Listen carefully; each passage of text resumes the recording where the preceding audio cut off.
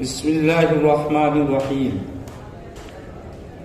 الحمد لله وكفى وسلام على عباده الذين اصطفى.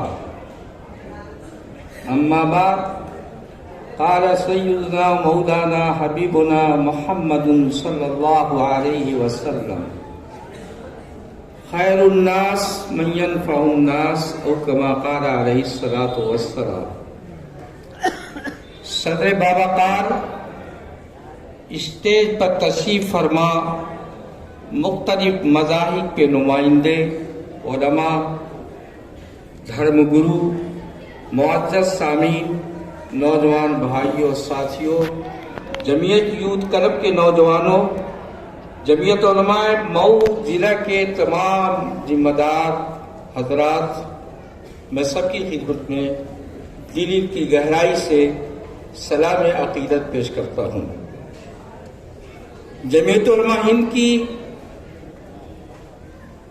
آل انڈیا میٹنگ ہو رہی تھی دیوبند میں 29 مئی کو، جس میں پورے ملک سے جمعیت کے خدام، جمعیت کے کارکنان، جمعیت کے ورکر وہاں موجود تھے۔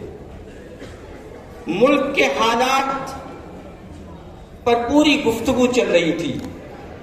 ہمارے اکابر نے یہ طے کیا کہ ملک جس رخ پر جا رہا ہے اب خاموش رہنا مناسب نہیں ہے، اس رخ کو بدلنے کی ضرورت ہے۔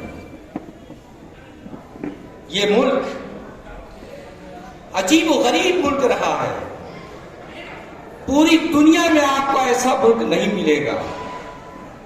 ملک اس سے بڑے بڑے مل سکتے ہیں، لیکن یہ واحد ملک ہے جس ملک کے اندر ہر مذہب، ہر دھرم کے باشندے پائے جاتے ہیں، ہر طرح کی تہذیب و تمدن کو فروغ دیا جاتا ہے۔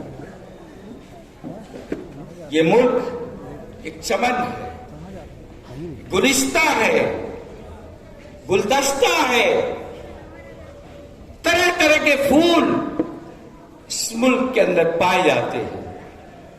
ملک کی بہت بڑی بدبختی ہوگی کہ ان سارے پھولوں کو توڑا جا، برباد کیا جائے۔ نفرت، میرے دوستوں بزرگوں، نفرت کی آگ وہ آگ ہے جو ایک خاندان ایک پورے ملک کو جلا کر راکھ کر دیتی ہے۔ ہم کسی کا نام نہیں لیتے، لیکن ہم یہ جانتے ہیں کہ ہمارا ملک اس وقت نفرت کا شکار ہے۔ پورے ملک